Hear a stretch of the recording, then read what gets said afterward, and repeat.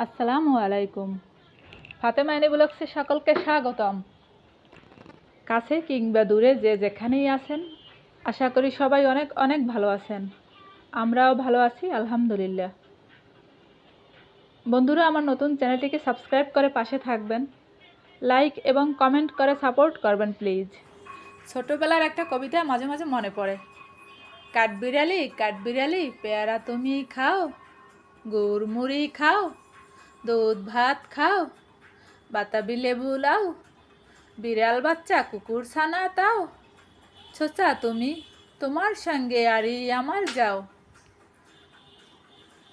তো কাঠবিড়ালি সচক্ষে কখনোই দেখিনি, এখন এক কথায় কাঠবিড়ালির সঙ্গেই বসবাস। সুযোগ পেলেই এরা লাফ দিয়ে একেবারে বারান্দায় চলে আসে। বিভিন্ন খাবার জিনিস শুকাতে দেই, চাল ডাল কিংবা যে কোনো খাবার জিনিস, এরা চুপ করে এসে খেয়ে আবার টুপ করে চলে যায়। কারো যদি কোনো আলাপ না পায় তাহলে একেবারে রুমের ভিতরে চলে আসে। একদিন হঠাৎ আমি দেখলাম যে ও রুমের ভিতরে চলে আসছে। তো আমি তৎক্ষণাৎ গিয়ে বারান্দার দরজা লাগিয়ে দেই। দরজা লাগানোর পরে ও ছুটোছুটি করতে থাকে চারিদিকে, বের হওয়ার জন্য কোনো উপায় খুঁজতে থাকে, কিন্তু কোনো উপায় ও খুঁজে পাচ্ছে না বের হওয়ার জন্যে। এভাবে ৩-৪ মিনিটের মতো চলতে থাকে। তো হঠাৎ আমার ওর প্রতি খুব মায়া হয়ে যায়। আমি ভাবি যে কোনো মানুষ কিংবা আমি নিজেও যদি এরকম হঠাৎ কোনো বিপদে পড়ে যাই, তখন আমারও তো অবস্থা ওর মতো হবে, আমিও তো এভাবে ছুটোছুটি করতে থাকবো বাঁচার জন্যে। তো এই ভাবনা ভাবতেই আমি আস্তে গিয়ে বারান্দার দরজা খুলে দেই। দরজা খুলে সরে যেতেই ও দৌড়ে একেবারে পালিয়ে যায় বারান্দা দিয়ে। তো এরকম বিভিন্ন কবিতা আমার একেবারে কণ্ঠস্থ। ক্লাস নার্সারি থেকে ক্লাস 5 পর্যন্ত যত কবিতা পড়েছিলাম, সবগুলো কবিতাই আমার কণ্ঠস্থ। আমার প্রথম বাচ্চার যখন বয়স 2 বছর, তখন আমি ওকে আমার মুখস্থ করা কবিতাগুলো মুখস্থ করিয়ে দেই। 2 থেকে 2.5 বছরের মধ্যেই আমি আমার প্রথম বাচ্চাকে যত মাসনুন দোয়া সমূহ আমার মুখস্থ আছে, যত ছোট ছোট সূরা মুখস্থ আছে, বিভিন্ন আয়াত, আয়াতুল কুরসি, এগুলো আমি ওকে মুখস্থ করিয়ে দেই মাশাআল্লাহ। তো সবাই ওর মুখ থেকে আদো আদো ভাষা এগুলো শুনতে চাইতো, আশেপাশের সবাই, এবং আমাদের বাড়ি থেকে ফোন দিয়ে ওর মুখে আদো আদো ভাষায় বিভিন্ন সূরা, বিভিন্ন আয়াত, বিভিন্ন কবিতা শুনতে চাইতো। তারা খুব বাহবা দিত। তো এরকমভাবে আমি 2 থেকে 2.5 বছরের ভিতরেই আমার ছেলেকে আমি সব দোয়া কালাম এবং ছোট ছোট সূরা, প্রায় 20টার মতো কবিতা আমি মুখস্থ করিয়ে দেই। আসলে আমি ওকে এই টাইমে কখনোই বই নিয়ে বসাইনি। আমি ওকে যখন ঘুম পাড়াতে যেতাম ওকে নিয়ে, তখন আমি বলতাম, আর ও শুনে শুনে আধো আধো বাসায় বলতে বলতে একসময় মুখস্থ করে ফেলে। তো আলহামদুলিল্লাহ 2 থেকে 2.5 বছরের ভিতরেই ও সব কিছু মুখস্থ করে ফেলেছিল। এবার আমার ছোট বেবির পর্ব, আমিও আলহামদুলিল্লাহ ওকে চেষ্টা করব। তো ইনশাল্লাহ ওরও হয়ে যাবে এরকম। তো শিশুদের মাই প্রধান শিক্ষক। মা যেভাবে শিখাবে, মা যেভাবে গাইডলাইন দেবে, শিশুরা শিখতে শিখতে এভাবেই বড় হবে। তো আমি বিভিন্ন কথা বলতে বলতে বিভিন্ন হাতের কাজ সেরে নিচ্ছি।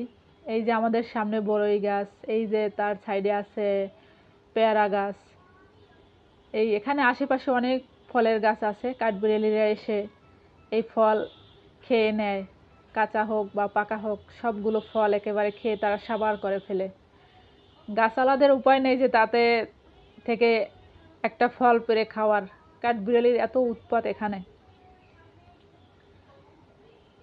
তো কয়েকদিন আগে পাতিল নামিয়েছিলাম রান্না করার জন্য, তো ওগুলো আমি আবার সেট করে জায়গায় রেখে দেব। আর আজকে প্রিপারেশন নেব বাচ্চাদের বায়না মতে একটা পিঠা বানানোর জন্য, এবং দুপুরও ঘনিয়ে এসছে, দুপুরের আয়োজন করার জন্য আমি প্রস্তুতি নিয়ে নেব। তো আজকে আমি বাচ্চাদের জন্য একটা পিঠা বানাবো। এটাকে আমাদের দেশে আমরা বলে থাকি যে বড়া পিঠা, অনেকের ভাষায় এটা তেলের পিঠাও বলে থাকে। আমার হাজব্যান্ডের ফ্যামিলিরা এরা বলে থাকে তেলের পিঠা। যাই হোক, সেই পিঠাটা বানানোর জন্য আমি প্রস্তুতি নিয়েছি, আর সাথে সাথে হাতের কিছু কাজ গুছিয়ে নিয়েছি, এবং আজকে রান্নাঘরটাও মোটামুটিভাবে একটু ক্লিন করব, এরকম প্রিপারেশন আছে। আমার ছেলে যখন ছুটিতে বাসায় আসে তখন আমি একটু ব্যস্তই থাকি। ওর বিভিন্ন বায়না, এটা খাবে সেটা খাবে, এটা তৈরি করে দিতে হবে ওকে, ওটা তৈরি করে দিতে হবে, এরকমের বায়না করে। আসলে তো মাই হচ্ছে সন্তানের সকল বায়নার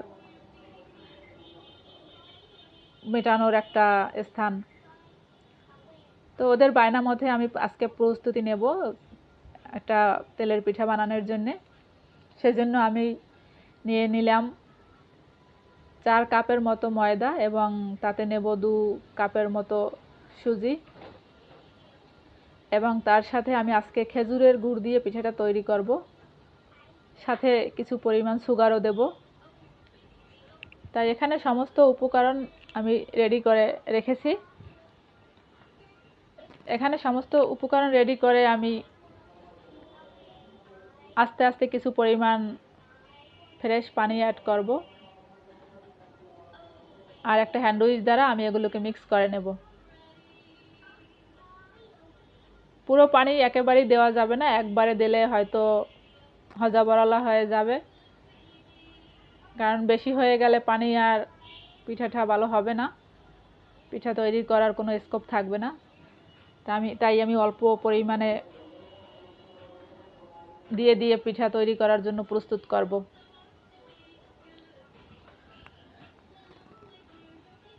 আর এতে সামান্য পরিমাণ লবণ দেব, কারণ মিষ্টি জাতীয় কোনো জিনিসে যদি সামান্য পরিমাণ লবণ দেওয়া হয় তাতে করে মিষ্টির পরিমাণটা আরও বেড়ে যায় এবং স্বাদটাও বেড়ে যায়। তাই আমি সামান্য পরিমাণ লবণ অ্যাড করে দেব। আমি সর্বদাই দেখেছি এভাবে গুড় দিয়ে পিঠা কিংবা যে কোনো মিষ্টান্ন দ্রব্য তৈরি করলে এর স্বাদটা এতটাই বেশি হয় যে বলার অপেক্ষা থাকে না। গুড় দিয়ে মাঝে মাঝে আমি তিল, নারিকেলের পুর বানিয়ে তারপরে বিভিন্ন ধরনের পিঠা তৈরি করি। এটা আমার বাচ্চারা খুবই পছন্দ করে, আমার বাসার সবাই পছন্দ করে এই পিঠা, তিলের পিঠা। তিল, নারিকেল, গুড় দিয়ে আমাদের দেশে একটা খুব প্রচলিত পিঠা পাখম পিঠা। এটা আমি অন্য কোনো জায়গায় দেখিনি, অন্য কোনো জেলায় আমি দেখিনি, শুধু আমাদের জেলায় দেখেছি পাখম পিঠা তৈরি করতে। তিল দিয়ে তৈরি করা হয় এটা সাধারণত, এবং তিলের মাঝে মাঝে পুলি পিঠা তৈরি করে বাচ্চাদেরকে দিলে তাও খুব পছন্দ করে। বিশেষ করে তিলের যে কোনো পিঠা আমার বাচ্চারা খুবই পছন্দ করে। যখন বাড়িতে যাই বেড়াতে, তো আসার সময় 2-3 কেজির মতো হয় তিল নিয়ে আসি, নারিকেল নিয়ে আসি। এগুলো দিয়ে মাঝে মাঝে বাসায় বাচ্চাদেরকে পিঠা তৈরি করে দেই, ওরা খুব মজা করে খায়। আমার হাজব্যান্ডও খুব পছন্দ করে এই ধরনের খাবার, বিভিন্ন পিঠা মিঠা তারও খুবই পছন্দ। আর তাই কষ্টকে উপেক্ষা করে সব সময় চেষ্টা করি তাদের পছন্দ মতো খাবার তৈরি করে দিতে।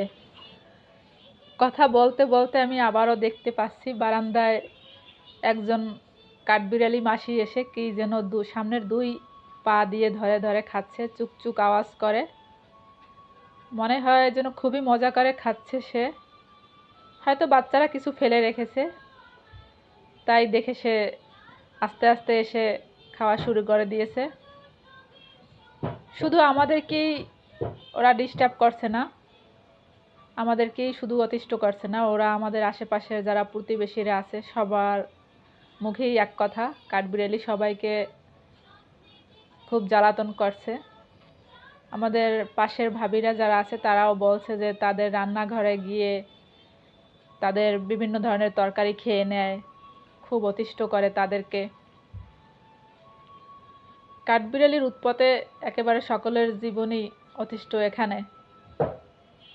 এখানে এসে আমি আরও একটা জিনিস দেখেছি, যেটা আমি আগেও কখনো দেখিনি, সেটা হচ্ছে সাজনা। সাজনা তরকারি আমি দেখেছি, ঢাকায় আমি এটা অ্যাভেলেবল দেখেছি, কিন্তু এটার গাছ আমি কখনো দেখিনি যে কেমন গাছে এই সাজনা তরকারি ধরে।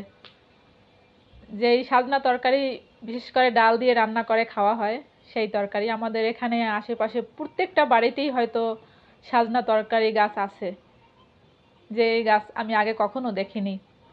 এখানে দেখা যাচ্ছে প্রত্যেকটা বাড়িতে সাজনা তরকারি গাছ আছে।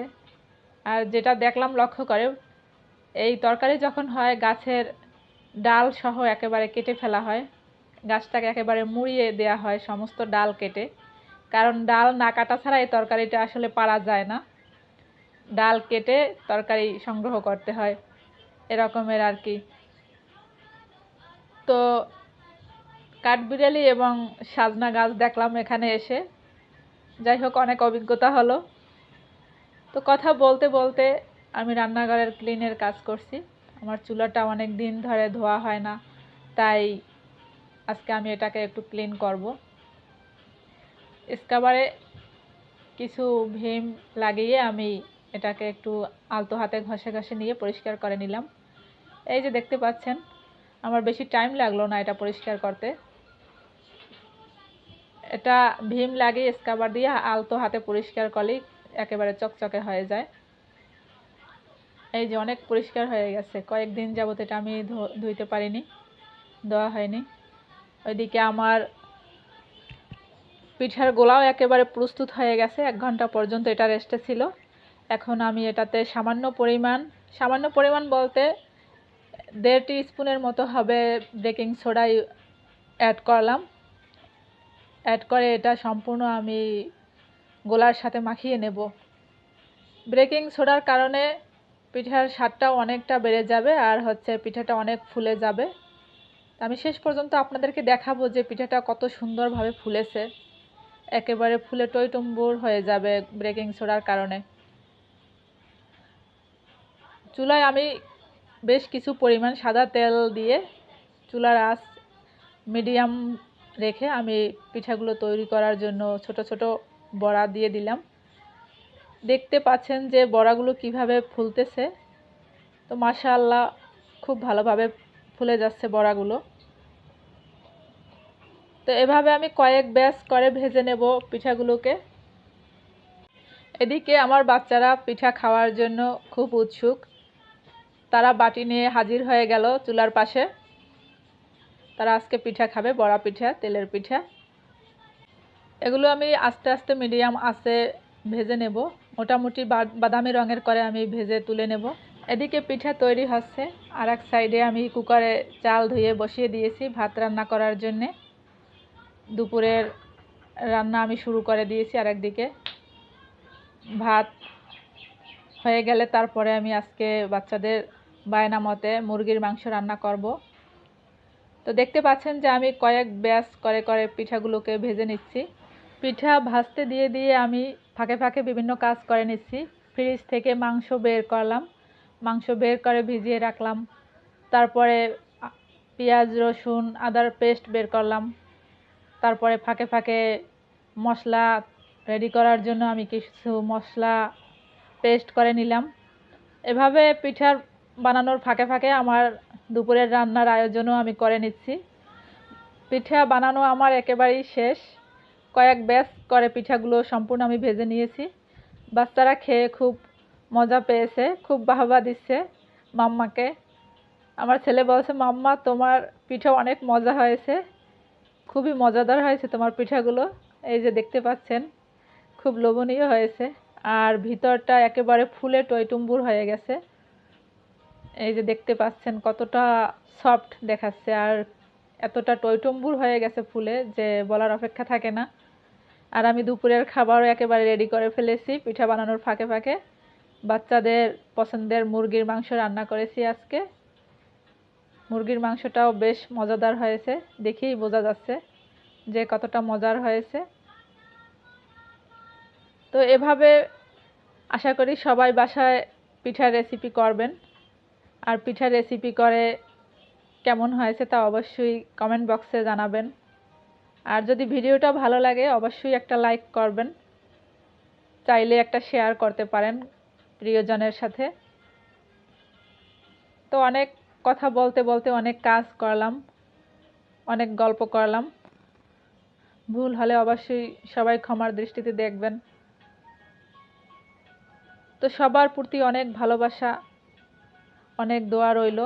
আশা করি সবার জীবন খুব আনন্দে কাটুক প্রত্যেকটা মুহূর্তে।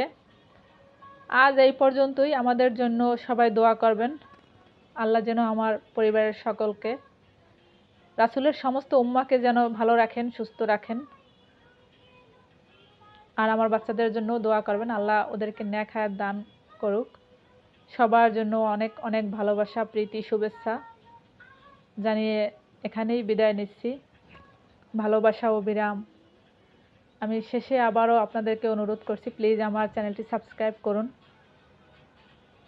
এবং লাইক দিয়ে আমার পাশে থাকুন। আমার ভিডিওকে আরও গ্রো করার সহায়তা করুন। সবার জন্য অনেক অনেক ভালোবাসা, প্রীতি, শুভেচ্ছা। আজ এখানেই বিদায়। ভালো থাকুন, সুস্থ থাকুন। আল্লাহ হাফেজ। আসসালামু আলাইকুম।